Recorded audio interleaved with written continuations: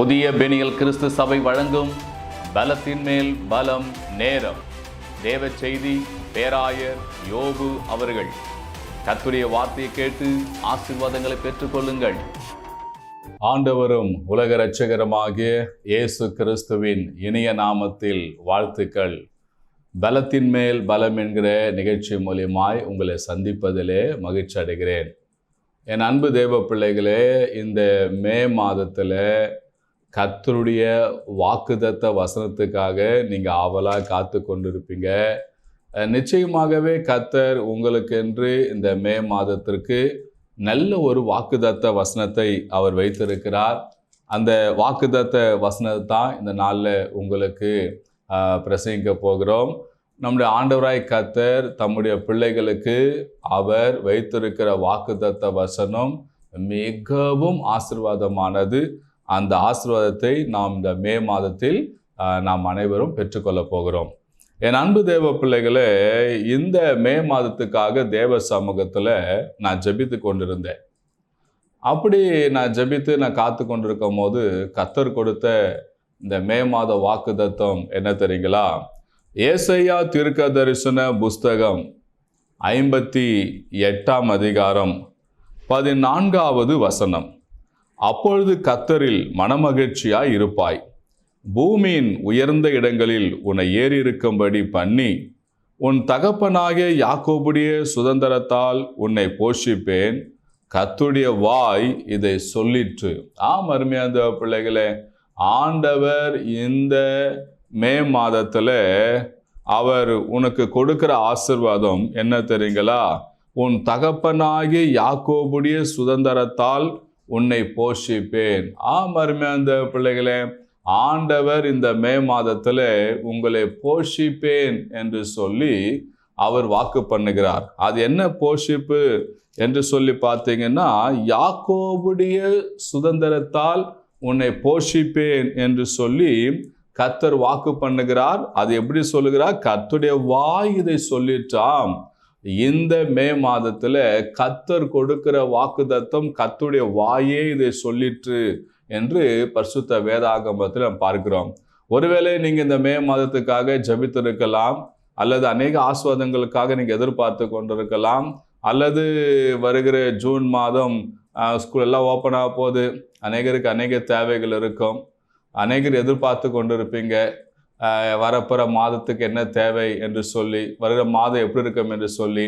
கர்த்தர் உன்னுடைய அங்கலாய்ப்பை பார்த்து, உன்னுடைய அந்தரங்க ஜபத்தை பார்த்து, நீ படுகிற எல்லா உபத்திரத்தையும் கஷ்டத்தையும் ஆண்டவர் பார்த்து, நீ வடிகிற கண்ணீரை பார்த்து ஆண்டவர் உனக்கு சொல்லுகிறார், உன் தகப்பனாகிய யாக்கோபுடைய சுதந்திரத்தால் உன்னை போஷிப்பேன், கர்த்தருடைய வாய் இதை சொல்லிற்று. தேவப்பிள்ளைகளே, கர்த்தரே இது சொல்லியிருக்கிறார். யாக்கோபுடைய அவருடைய சுதந்திரத்தால் உன்னை போஷிப்பேன் என்று சொல்லி ஆண்டு வாக்கு பண்ணுகிறார். எனக்கு யார் உதவி செய்வாங்க? எனக்கு யார் என்னை தூக்கி என்னை பிடிப்பாங்க? யார் எனக்கு ஆதரவாக இருப்பாங்க என்ற கேள்வியெல்லாம் உன்னுடைய மனதில் எழும்பினது இல்லையா? கர்த்தர் நாம ஸ்தோத்திரம். அதுக்காக தான் கர்த்தர் இன்றைக்கு உன்னோடு கூட பேசி கொண்டிருக்கிறார். உன் தகப்பனாகிய யாக்கோபுடைய சுதந்திரத்தால் உன்னை போஷிப்பேன் என்று சொல்லி கர்த்தர் வாக்கு பண்ணுகிறார். இந்த போஷிப்பேன் என்றால் என்ன அப்படி என்று சொல்லி பார்க்கும்போது, யாக்கோபுக்குரிய அனைத்தையும் தருவேன் என்று கர்த்தர் வாக்கு பண்ணுகிறார். அதாவது யாக்கோபுக்கு என்னென்ன நன்மைகள் ஆசீர்வாதங்களாக இருந்ததோ, அவங்க சந்ததிக்கு என்னென்ன நன்மை ஆசீர்வாதம் இருந்ததோ அதெல்லாம் உனக்கு தருவேன். போஷிப்பேன் என்று சொன்னால் யாக்கோபுக்கு உண்டான அனைத்தையும் நான் உனக்கு தருவேன் என்று கர்த்தர் சொல்லுகிறார். அது மாத்திரமல்ல, எனவே இது நிறைவேறும் என்று சொல்லப்படுது. யாக்கோபுக்கு என்னெல்லாம் இருந்ததோ, என்னென்ன ஆசீர்வாதங்கள் இருந்ததோ அதெல்லாம் தருவேன், எனவே இது நிறைவேறும் என்று கர்த்தர் சொல்லியிருக்கிறார். என் அன்பு தேவ பிள்ளைகளே, யாக்கோபுடைய சுதந்திரத்தால் உன்னை போஷிப்பேன் என்றால் நல்ல கவனிங்க, யாக்கோபுக்கென்று ஆண்டவர் சிறந்த ஆசீர்வாதத்தை கொடுத்திருந்தார். ஆபிரகாமுக்கு உண்டான ஆசீர்வாதம் அவர் பிள்ளையாகிய ஈசாக்கு கிடைத்தது. ஈசாக்கு அடுத்தபடியாக யாக்கோபுக்கு அந்த சுதந்திரம் கிடைத்தது. அதுக்கப்புறம் இஸ்ரவேலருக்கு அந்த சுதந்திரம் கிடைத்தது. அதுக்கப்புறம் நாளடைவில் அந்த சுதந்திரம் எல்லாமே அவங்களுக்கு 1 by 1 எல்லாம் நின்று போனது. இப்போது யாக்கோபுடைய அந்த சுதந்திரம், யாக்கோபுக்குரிய அனைத்து நன்மைகளும் வரை தடைப்பட்டு இருந்தது. இந்த சுதந்திரம் என்ற வார்த்தையை நம்ம கவனிக்கும் போது நமக்கு எல்லாம் என்ன நினைவு ஞாபகம் வரும்? சுதந்திர தினத்தை குறித்து தான் ஞாபகம் வரும். அருமையான தேவ பிள்ளைகளே, நம்முடைய தேசம் சுதந்திரம் அடைந்து நம்ம ஒவ்வொரு வருடமும் சுதந்திரத்தை கொண்டாடி கொண்டிருக்கிறோம். இந்த சுதந்திரம் எப்படி வந்தது, ஏன் சுதந்திரம் நமக்கு வாங்கி கொடுத்தாங்கன்னு சொல்லி பார்க்கும் போது, அந்த நாட்களில் சுதந்திரம் அடைவதற்கு முன்பதாக வெள்ளைக்காரர்கள் நம்முடைய நாட்டில் வந்து அவர்கள் நாம் அனுபவிக்க வேண்டிய எல்லா நன்மையும் அவர்கள் எடுத்துக்கொண்டார்கள். நம்மை அடிமையாக்கி வைத்து கொண்டிருந்தார்கள். ஆனால் நம்ம தேசத்திலிருந்த தேச தந்தைகள், காந்தியடி போன்றவர்கள் அநேகர் எல்லாரும் பாடுபட்டு அவங்க ரத்தமெல்லாம் சிந்தி இந்த சுதந்திரத்தை நமக்கு வாங்கி கொடுத்திருக்கிறார்கள். இல்லை என்று சொன்னால் அது எல்லாமே போயிருக்கும். இப்போ நம்ம சுதந்திரமா எது ஒன்று வாங்க முடியுது, எது ஒன்று செய்ய முடியுது, எதுவுமே ஒன்று நம்ம பண்ண முடியுது இல்லைங்களா? அந்த நாட்களில் அந்த வெள்ளைக்காரர்கள் வந்து நம்முடைய நாட்டை பிடித்து கொண்ட போது எதுவுமே நம்ம அனுபவிக்க முடியாமல் நாம் எல்லாம் அவங்களுக்கு அடிமைகளாக இருந்த சில காரியங்கள்ல நம்ம கேள்விப்பட்டிருக்கோம், பாட புத்தகத்தில் படித்திருக்கிறோம். கர்த்தர் நாம ஸ்தோத்திரம். ஆனால் நம்முடைய தேச தலைவர்கள் நம் தேசத்துக்காக அவங்க பாடுபட்டு என்ன பண்ணாங்கன்னா அந்த சுதந்திரத்தை நம்ம வாங்கி கொடுத்தாங்க. ஏன்னா இந்த நாட்டுக்காரங்க தான் எல்லாமே சுதந்திரமா அனுபவிக்கணும்னு சொல்லி அதெல்லாம் வாங்கி கொடுத்தாங்க. இன்றைக்கு நாம இந்த சுதந்திரமாய் நம்ம செயல்பட்டு கொண்டு இருக்கிறோம். அதே போல யாக்கோபுக்கு உண்டான சுதந்திரம் அதோடைய சந்ததியாருக்கு வர வேண்டும். ஆனால் வராமல் அது பிசாசு தடுத்து விட்டான். கர்த்தர் நாமத்துக்கு ஸ்தோத்திரம். என் அன்பு தேவ பிள்ளைகளே, யாக்கோபுக்குரிய சுதந்திரத்தால் உன்னை போஷிப்பேன் என்று தேவன் இந்த மே மாதத்தில் அவர் உங்களுக்கு வாக்கு பண்ணுகிறார். ஆதலால் உங்களுக்கு உண்டான சுதந்திரம், ஒருவேளை நீங்கள் நினைக்கலாம் உங்களுக்கு உண்டான சொத்து வேற எங்கேயாவது யார் கையிலாவது இருக்கலாம், உங்களுக்கு வர வேண்டிய வேலை இல்லை வேற யாருக்கிட்டையாவது இருக்கலாம், உங்களுக்கு கிடைக்க வேண்டிய நன்மை வேறொரு நபர்கிட்ட இருக்கலாம், உங்களுக்கு கிடைக்க வேண்டிய ஆசீர்வாதம் வேறொரு நபர்கிட்ட இருக்கலாம்.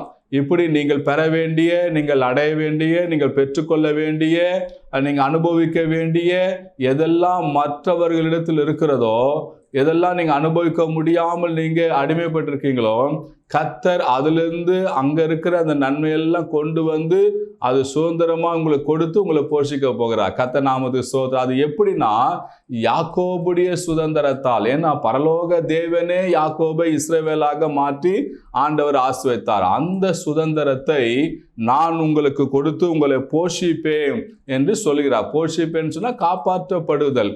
கர்த்தர் நாம ஸ்தோத்திரம். ஆனால் தமிழ் விளக்கத்தில் பார்க்கும்போது யாக்கோபுக்குரிய அனைத்தையும் நான் தருவேன் என்று சொல்லி கர்த்தர் தாமே இதை சொன்னார். எனவே இது நிறைவேறும் என்று சொல்லப்பட்டிருக்குது.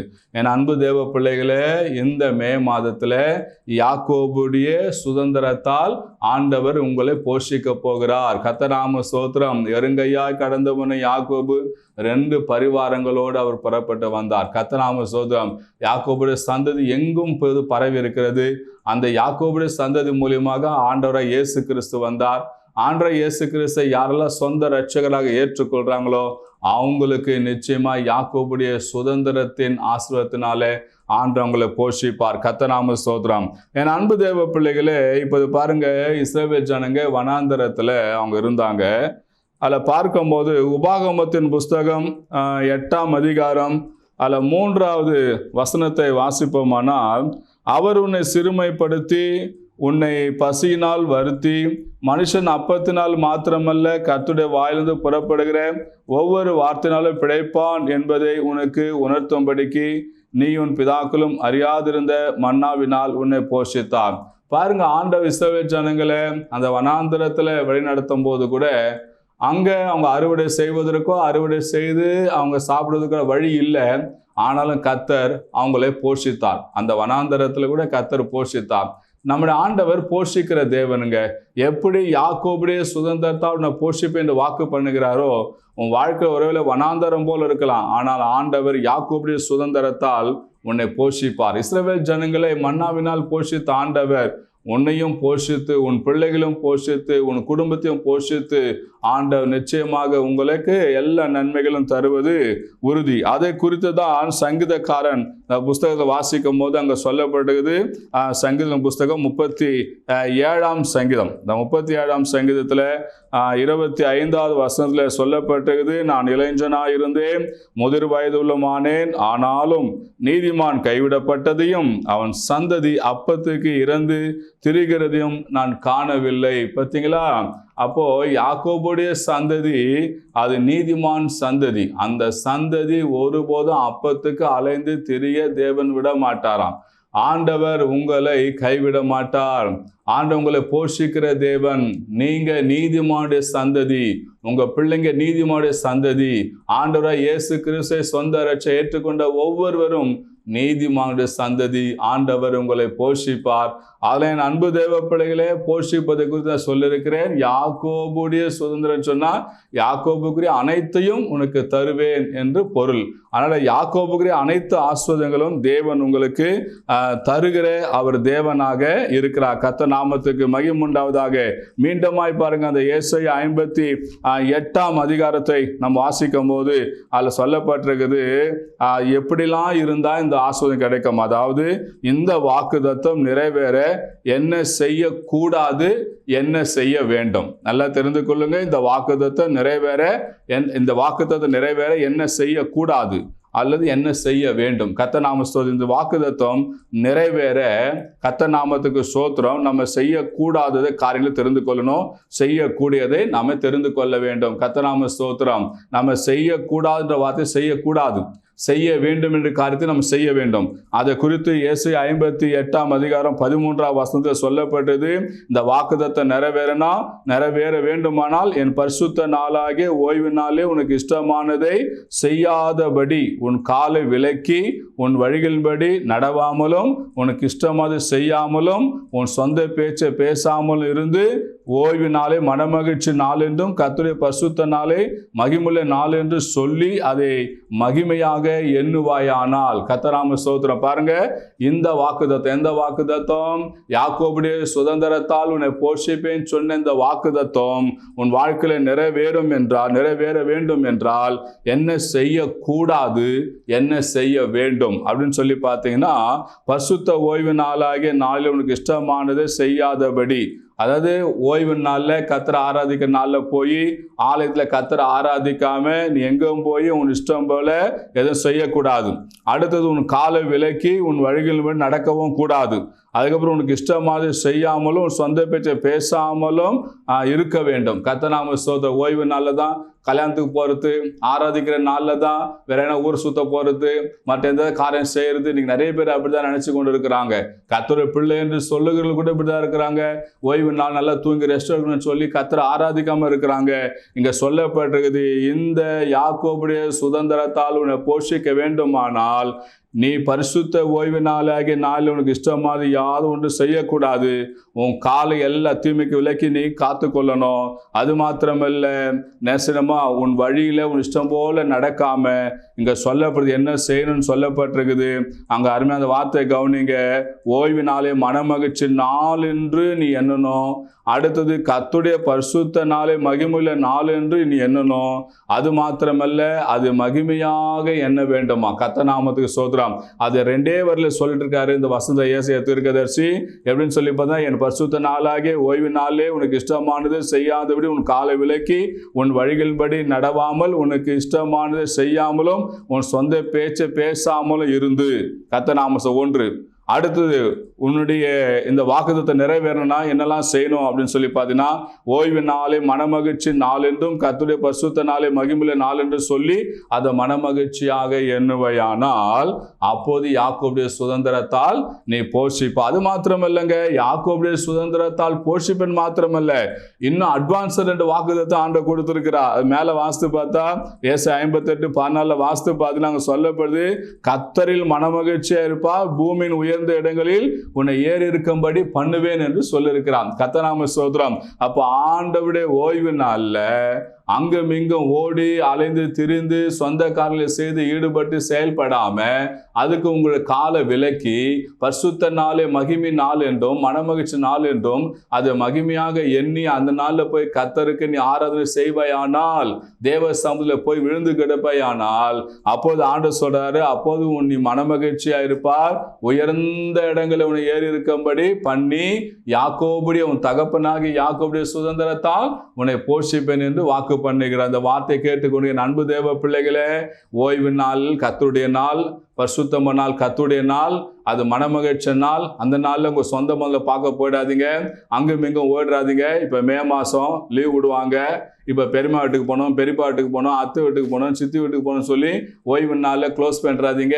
கர்த்தராவது போங்க, போனாலும் ஓய்வு நாளில் கர்த்தரை நீங்கள் ஆராதிங்க, கர்த்தரை தொழுது கொள்ளுங்க. அது கர்த்தருடைய நாள், அந்த நாளை தீட்டாக்கிடாதீங்க, அது மகிமை நாள் என்று எண்ணுங்க. அப்படி எண்ணும் போது இந்த மே மாசத்துல ஆண்டவர் உங்களை மகிழ்ச்சி நாளை நிரப்பி உயர்ந்த இடங்களில் உங்களை ஏறி இருக்க பண்ணி யாக்கோபுடைய சுதந்திரத்தால் உங்களை போஷிப்பேன் என்று சொல்லி கர்த்தர் உங்களுக்கு அவர் வாக்கு பண்ணுகிறார். கர்த்தர் நாமத்துக்கு மகிமை உண்டாவதாக.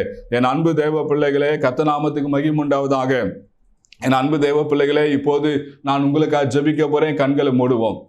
எங்கள் அன்பின் பரலோக பிதாவே, ஏசப்பா, இந்த ஆஸ்வதிக்கப்பட்ட கர்த்தாவே, இந்த ஏசப்பா, இந்த பரிசுத்தமான நாளுக்காக ஸ்தோத்திரம், கொடுத்த வார்த்தைக்காக ஸ்தோத்திரம். வார்த்தை கேட்ட நம்முடைய பிள்ளைகளை ஆஸ்வதிங்க, நம்முடைய பிள்ளைகளை பலப்படுத்துங்க, இந்த வாக்குத்தத்தத்தை நிறைவேற உதவி செய்யுங்க. ஏசப்பா, யாக்கோபுடைய சுதந்திரத்தால் இவங்களை போஷித்து பாதுகாத்து வழிநடத்தி செல்லுங்க. அப்படி கரத்தில் ஒப்பு கொடுக்கிறேன் இயேசுவின் நாமத்தில் பிதாவே, ஆமேன், ஆமேன். பிரியமானவர்களே, நீங்கள் எந்த திருச்சபைக்கும் போகாத நபராய் இருப்பதை சொன்னால் எங்கள் திருச்சபையில் நடக்கும் ஆராதனைக்கு வாருங்கள். எங்கள் திருச்சபையின் ஆராதனை நேரம் காலை 6:30 மணியிலிருந்து 8:30 மணி வரை நடைபெறும் இடம் புதிய பெனியல் கிறிஸ்து சபை, நம்பர் 107, நேருஜி ஜோதி நகர், 2வது தெரு, Ayanavaram, Chennai 23, century flower mill மற்றும் பனந்தோப்பு ரயில்வே காலின் அருகில்.